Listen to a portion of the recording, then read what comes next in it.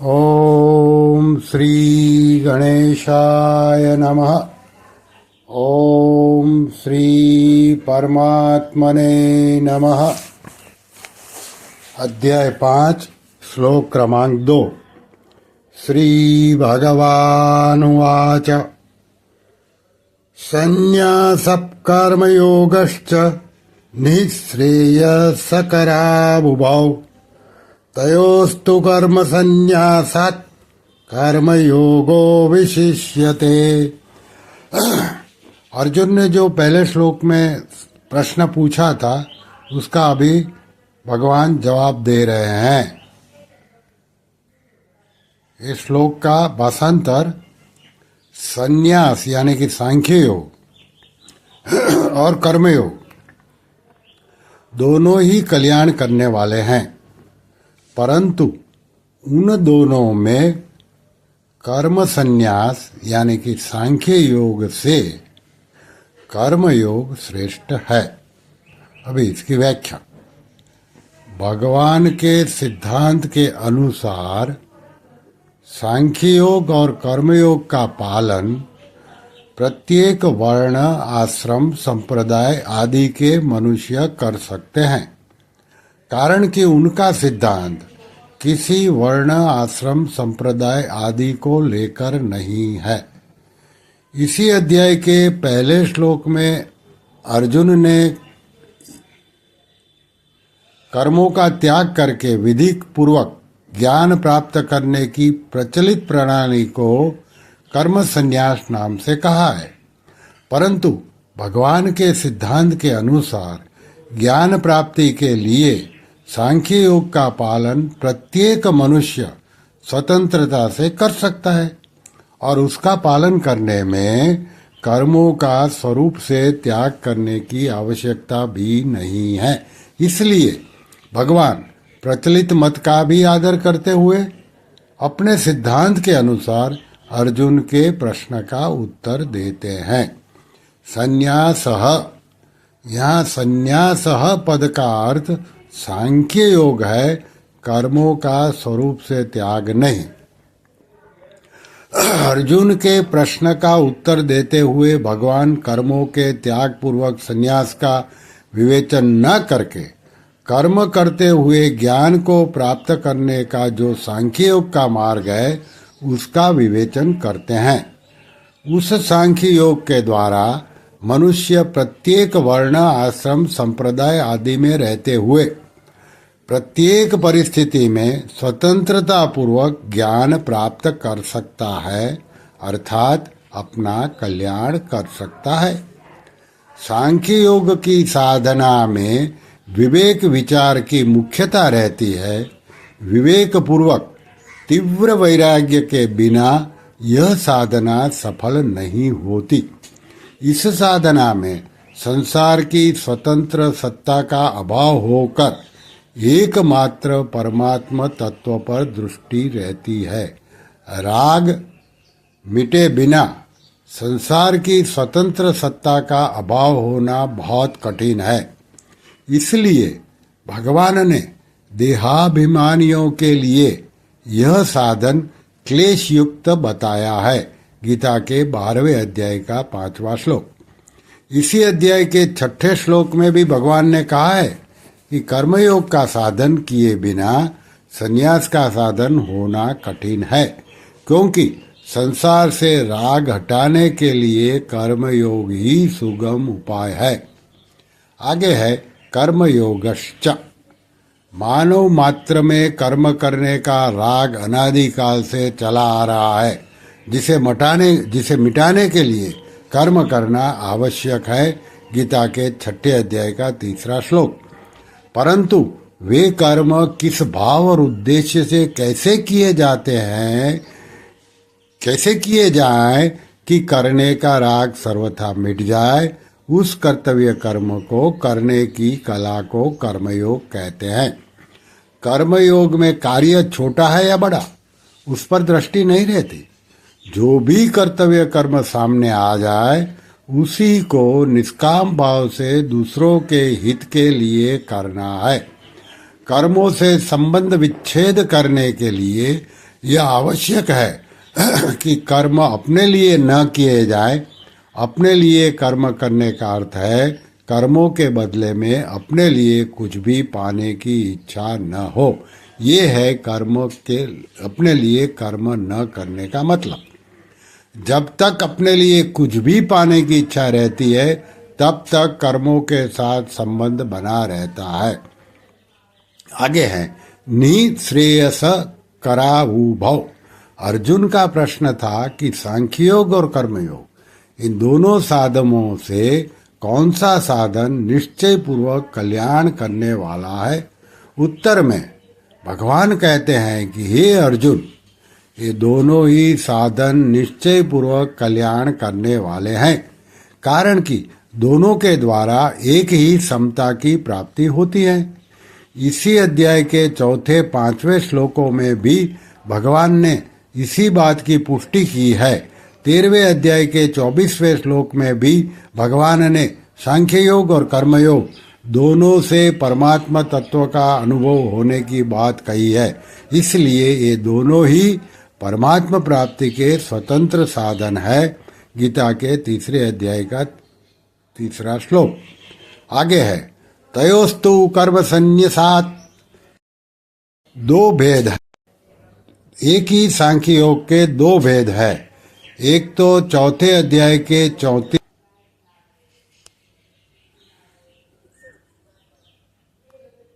तयोस्तु कर्म संन्यासात्, एक ही सांख्य योग के दो भेद है। एक तो चौथे अध्याय के 34वें श्लोक में कहा हुआ सांख्य योग जिसमें कर्मों का स्वरूप से त्याग है, और दूसरे अध्याय के 11वें से 30वें श्लोक तक कहा हुआ सांख्य योग जिसमें कर्मों का स्वरूप से त्याग नहीं है। यहाँ कर्म संन्यासात् पद दोनों ही प्रकार के सांख्य योग का वाचक है। आगे है कर्म योगो विशेष्यते।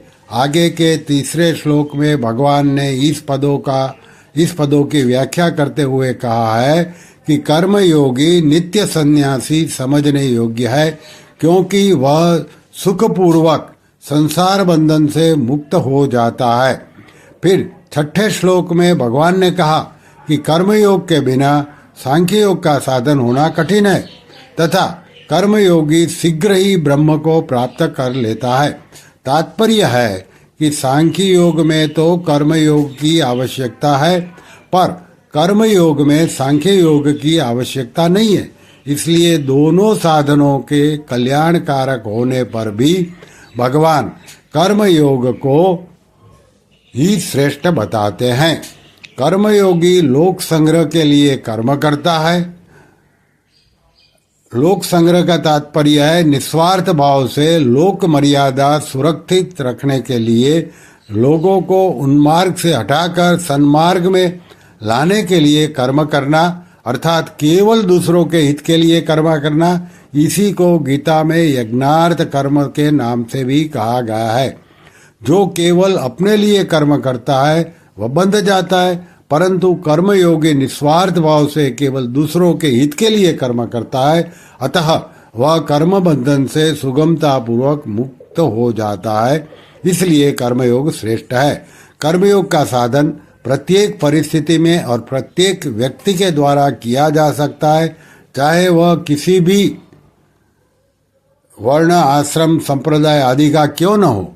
परंतु अर्जुन जिस कर्म संन्यास की बात कहते हैं वह एक विशेष परिस्थिति में किया जा सकता है, क्योंकि तत्वज्ञ महापुरुष का मिलना, उनमें अपनी श्रद्धा होना और उनके पास जाकर निवास करना, ऐसी परिस्थिति हरेक मनुष्य को प्राप्त होनी संभव नहीं है। अतः प्रचलित प्रणाली के सांख्ययोग का साधन एक विशेष परिस्थिति में ही साध्य है, जबकि कर्मयोग का साधन प्रत्येक परिस्थिति में और प्रत्येक व्यक्ति के लिए साध्य है। इसलिए कर्मयोग श्रेष्ठ है। प्राप्त परिस्थिति का सदुपयोग करना कर्मयोग है। युद्ध जैसी घोर परिस्थिति में भी कर्मयोग का पालन किया जा सकता है। कर्मयोग का पालन करने से कोई भी मनुष्य किसी भी परिस्थिति में असमर्थ और पराधीन नहीं है, क्योंकि कर्मयोग में कुछ भी पाने की इच्छा का त्याग होना है। कुछ न कुछ पाने की इच्छा रहने से ही कर्तव्य कर्म करने में असमर्थता और पराधीनता का अनुभव होता है। कर्तृत्व भोक्तृत्व ही संसार है। सांख्य योगी और कर्मयोगी इन दोनों को ही संसार से संबंध विच्छेद करना है। इसलिए दोनों ही साधनों को, कर्तृत्व और भोक्तृत्व, इन दोनों को मिटाने की आवश्यकता है। तीव्र वैराग्य और तीक्ष्ण बुद्धि होने से सांख्य योगी कर्तृत्व तो मिटाना है, सांख्य योगी कर्तृत्व तो मिटाता है, उतना तीव्र वैराग्य और तीक्ष्ण बुद्धि न होने से कर्मयोगी दूसरों के हित के लिए ही सब कर्म करके भोक्तृत्व को मिटाता है। इस प्रकार सांख्य योगी कर्तृत्व का त्याग करके संसार से मुक्त होता है और कर्मयोगी भोक्तृत्व का त्याग अर्थात भोक्तृत्व का अर्थात कुछ पाने की इच्छा का त्याग करके मुक्त हो जाता है। यह नियम है कि कर्तृत्व का त्याग करने से भोक्तृत्व का त्याग और भोक्तृत्व का त्याग करने से कर्तृत्व का त्याग स्वतः हो जाता है। कुछ न कुछ पाने की इच्छा से ही कर्तृत्व होता है। जिस कर्म में अपने लिए किसी प्रकार के भी सुख भोग की इच्छा नहीं है वह क्रिया मात्र है, कर्म नहीं। जैसे यंत्र में कर्तृत्व नहीं रहता ऐसे ही कर्मयोगी में कर्तृत्व नहीं रहता। साधक को संसार के प्राणी पदार्थ परिस्थिति आदि में स्पष्ट ही अपना राग दिखता है। इस राग को वह अपने बंधन का खास कारण मानता है तथा उसे मिटाने की चेष्टा भी करता है।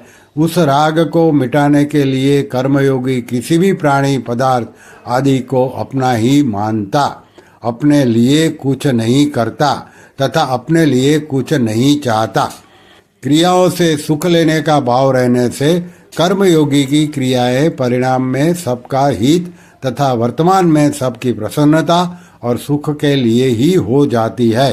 क्रियाओं के सुख लेने का भाव होने से क्रियाओं में अभिमान, कर्तृत्व और ममता हो जाती है, परंतु उनसे सुख लेने का भाव सर्वथा न रहने से कर्तृत्व समाप्त हो जाता है। कारण कि क्रियाएं दोषी नहीं है। क्रियाजन्य आसक्ति और क्रियाओं के फल को चाहना ही दोषी है। जब साधक क्रियाजन्य सुख नहीं लेता तथा क्रियाओं का फल नहीं चाहता तब कर्तृत्व रह ही कैसे सकता है, क्योंकि कर्तृत्व टिकता है भोक्तृत्व पर। भोक्तृत्व न रहने से कर्तृत्व अपने उद्देश्य में लीन हो जाता है और एक परमात्मा तत्व शेष रह जाता है। कर्मयोगी का अहम शीघ्र तथा सुगमतापूर्वक नष्ट हो जाता है, जबकि ज्ञान योगी का अहम दूर तक साथ रहता है। कारण यह है कि मैं सेवक हूँ ऐसा मानने से कर्मयोग का अहम भी सेव्य की सेवा में लग जाता है, परंतु मैं मुमुक्षु हूँ ऐसा मानने से ज्ञान योगी का अहम साथ रहता है। कर्मयोगी अपने लिए कुछ करने के लिए केवल दूसरों के हित के लिए सब कर्म करता है, पर ज्ञान योगी अपने हित के लिए साधन करता है। अपने हित के लिए साधन करने से अहम ज्यों का त्यों बना रहता है। ज्ञान योग की मुख्य बात है संसार की स्वतंत्र सत्ता का अभाव करना और कर्मयोग की मुख्य बात है राग का अभाव करना। ज्ञान योगी विचार के द्वारा संसार की सत्ता का अभाव तो करना चाहता है, परंतु पदार्थों में राग रहते हुए उसकी स्वतंत्र सत्ता का अभाव होना बहुत कठिन है। यद्यपि विचार काल में ज्ञान योग के साधक को पदार्थों की स्वतंत्र सत्ता का अभाव दिखता है, तथापि व्यवहार काल में उन पदार्थों की स्वतंत्र सत्ता प्रतीत होने लगती है। परंतु कर्मयोग के साधक का लक्ष्य दूसरों को सुख पहुंचाने का रहने से उसका राग स्वतः मिट जाता है। इसके अतिरिक्त मिली हुई सामग्री का त्याग करना कर्मयोगी के लिए जितना सुगम पड़ता है उतना ज्ञान योगी के लिए नहीं। ज्ञान योग की दृष्टि से किसी वस्तु का माया मात्र समझकर ऐसे ही उसका त्याग कर देना कठिन पड़ता है, परंतु वही वस्तु किसी के काम आती हुई दिखाई दे तो उसका त्याग करना सुगम पड़ता है। जैसे हमारे पास कंबल पड़े हैं तो उन कंबलों को दूसरों के काम में आते जानकर उनका त्याग करना अर्थात उनसे अपना राग मिटाना साधारण बात है। परंतु यदि तीव्र वैराग्य ना हो तो उन्हीं कमलों को विचार द्वारा अनित्य, क्षणभंगुर, स्वप्न के मायामय पदार्थ समझकर ऐसे ही छोड़कर चले जाना कठिन है। दूसरी बात, माया मात्र समझकर त्याग करने में जिन वस्तुओं में हमारी सुखबुद्धि नहीं है उन खराब वस्तुओं का त्याग तो सुगमतापूर्वक हो जाता है, पर जिनमें हमारी सुखबुद्धि है उन अच्छी वस्तुओं का त्याग कठिनता से होता है।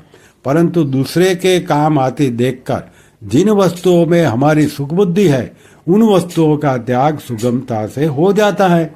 जैसे भोजन के समय थाली में रोटी निकालनी पड़े तो ठंडी, बासी और रूखी रोटी ही निकालेंगे, परंतु यदि वही रोटी किसी दूसरों को देनी हो तो अच्छी रोटी ही निकालेंगे, खराब नहीं। इसलिए कर्मयोग की प्रणाली से राग को मिटाए बिना सांख्य योग का साधन होना बहुत कठिन है। विचार द्वारा पदार्थों की सत्ता न मानते हुए भी पदार्थों में स्वाभाविक राग रहने के कारण भोगों में फंसकर पतन तक होने की आवश्यक संभावना रहती है। केवल असत के ज्ञान से अर्थात असत को असत जान लेने से राग की निवृत्ति नहीं होती। जैसे सिनेमा में दिखने वाले पदार्थों आदि की सत्ता नहीं है, ऐसा जानते हुए भी उसमें राग हो जाता है। सिनेमा देखने से चरित्र, समय, नेत्र, शक्ति और धन इन चारों का नाश होता है। ऐसा जानते हुए भी राग के कारण सिनेमा देखते हैं। इससे सिद्ध होता है कि वस्तु की सत्ता न होने पर भी उसमें राग अथवा संबंध रह सकता है। यदि राग न हो तो वस्तु की सत्ता मानने पर भी उसमें राग उत्पन्न नहीं होता। इसलिए साधक का मुख्य काम होना चाहिए राग का अभाव करना, सत्ता का अभाव करना नहीं, क्योंकि बांधने वाली वस्तु राग या संबंध ही है, सत्ता मात्र नहीं। पदार्थ चाहे सत हो चाहे असत हो, चाहे सत असत से विलक्षण हो, यदि उसमें राग है तो वह बांधने वाला हो जाएगा। वास्तव में हमें कोई भी पदार्थ नहीं बांधता है हमारा संबंध जो राग से होता है। अतः हमारे पर राग मिटाने की जिम्मेवारी है। श्री कृष्ण शरणम मम, श्री कृष्ण शरणम मम, श्री कृष्ण शरणम मम। ओम श्री कृष्णार्पणमस्तु।